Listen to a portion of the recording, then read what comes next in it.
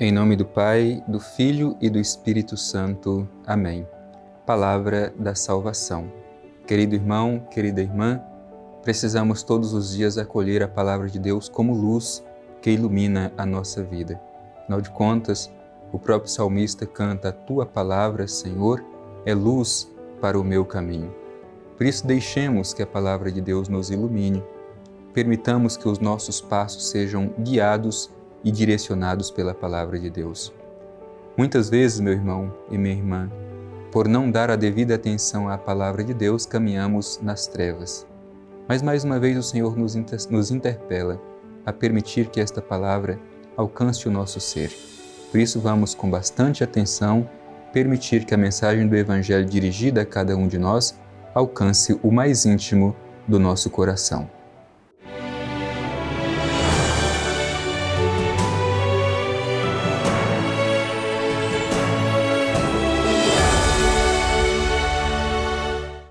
Proclamação do Evangelho de Jesus Cristo segundo Mateus.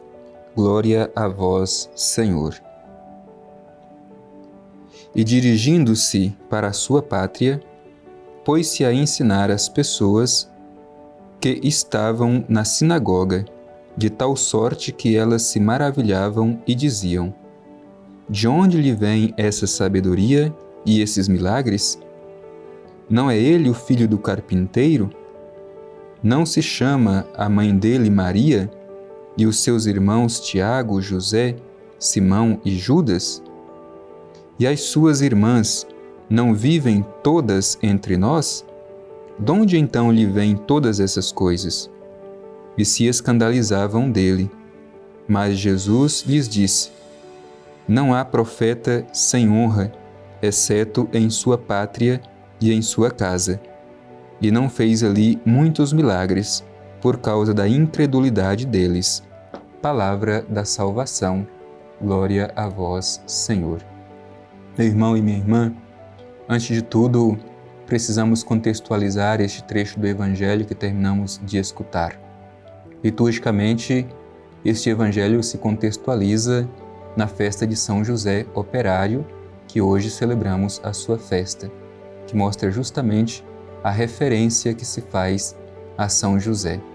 E depois é importante a gente recordar que, a essa altura do Evangelho, capítulo 13 do Evangelho de Mateus, Jesus já havia iniciado o seu ministério, andando por tantas regiões, realizando tantos sinais, tantos milagres, acolhendo tantas pessoas que estavam marginalizadas e devolvendo a sua dignidade. Mas agora o Evangelho diz que Jesus retorna à sua pátria. E aí precisamos nos perguntar o que acontece na própria pátria de Jesus, na sua própria terra, no lugar onde ele cresceu, com as pessoas que ele já conviveu e tem essa proximidade. Bem, vejamos bem o que diz o Evangelho. Diz assim: dirigindo-se à sua pátria, pôs-se a ensinar as pessoas que estavam na sinagoga. Aliás, é importante recordar que Jesus gasta boa parte da sua vida, do seu tempo, se dedicando ao ensinamento.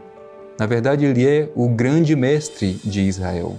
Um mestre diferente, porque não era como os mestres daquele tempo, que ensinavam somente nas sinagogas ou no templo. O ensinamento de Jesus se dava sobretudo nos lugares abertos, onde todas as pessoas poderiam ter acesso ao seu ensinamento. Então aqui mais uma vez vemos Jesus no exercício do seu ministério de ensinar. E diz o Evangelho, estando ali para ensinar as pessoas que estavam na sinagoga, de tal sorte que elas se maravilhavam e diziam: de onde lhe vem esta sabedoria e esses milagres? De fato, o ensinamento de Jesus causava entusiasmo e maravilhas em quem o escutava. Uma outra passagem do Evangelho diz que o ensinamento de Jesus era diferente, porque ele ensinava como quem tem autoridade. E por que o ensinamento de Jesus é diferente? Justamente porque não é somente um ensinamento teórico. O ensinamento de Jesus geralmente vem acompanhado de um gesto concreto em favor de quem necessita. É por isso que as pessoas se maravilham do ensinamento de Jesus, porque o seu ensinamento tem a ver com a realidade concreta de transformação da vida das pessoas. Então se admiravam de onde vinha essa sabedoria e esses milagres que Jesus realizava. Por outro lado, as pessoas começaram a questionar justamente pelo fato de Jesus ser dali, daquela região, uma pessoa muito conhecida e uma pessoa muito próxima. E perguntam, não é ele o filho do carpinteiro? Isto é, o filho de José?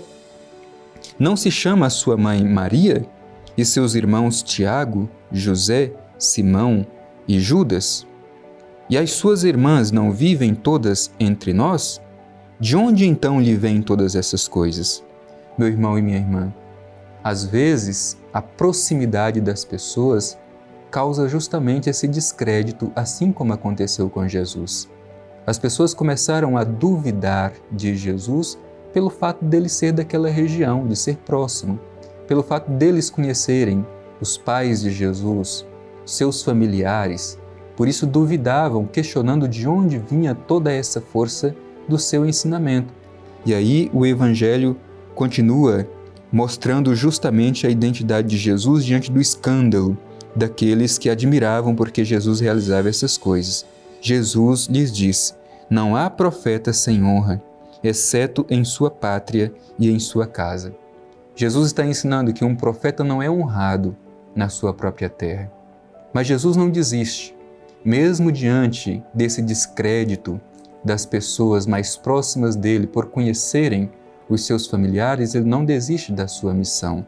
O Evangelho conclui dizendo assim, não fez ali muitos milagres, por causa da incredulidade deles. Vejam bem, aqui mostra de forma muito clara como que um milagre pode acontecer na vida de alguém. Claro, antes de tudo pela ação de Deus, mas não somente pela ação de Deus.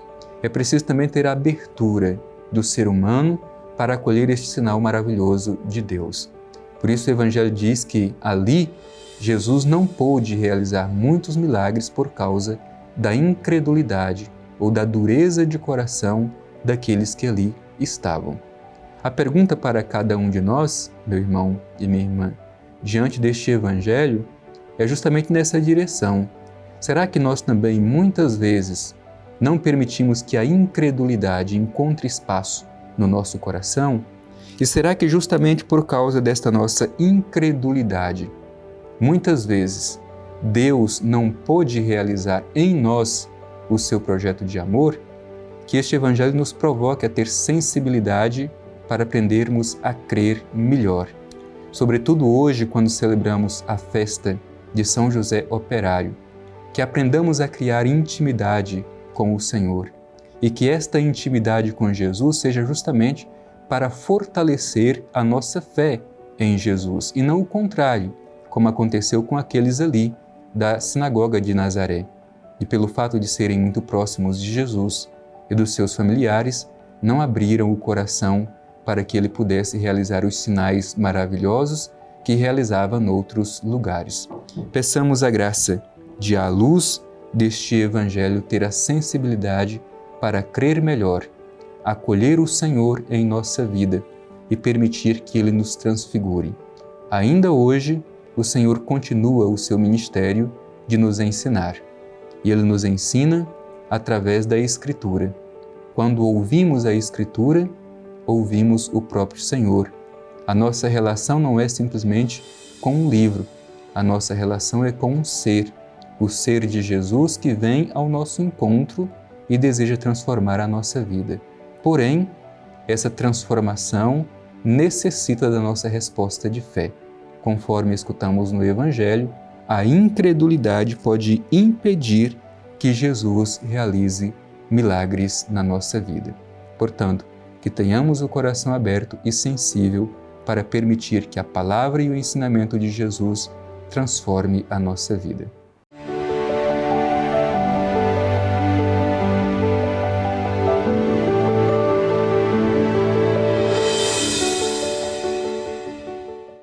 Meu irmão e minha irmã, à luz deste Evangelho que terminamos de escutar, Jesus ali na sinagoga, juntamente com os seus na sua pátria, continua o seu ensinamento que causa maravilha naqueles que escutam. No entanto, muitos duvidaram da força de Jesus e deixaram que a incredulidade tomasse conta do seu coração, e por isso Jesus não pôde realizar ali muitos milagres. Peçamos ao Pai Eterno com toda a confiança um coração sensível para acolher o ensinamento de Jesus que transforma a nossa vida. Divino Pai Eterno, Deus de misericórdia e ternura, te pedimos no dia de hoje, após ouvir a mensagem do Evangelho, um coração sensível que seja sempre iluminado, transformado pelo Teu Espírito Santo, para acolher a mensagem de Teu Filho Jesus e permitir que ela transforme a nossa vida. Livra-nos, Pai Eterno, da incredulidade que nos impede de acolher a realização dos milagres de Teu Filho Jesus. Assim seja. Amém. O Senhor esteja convosco, Ele está no meio de nós. Abençoe-vos o Deus Todo-Poderoso, Pai, Filho e Espírito Santo. Amém.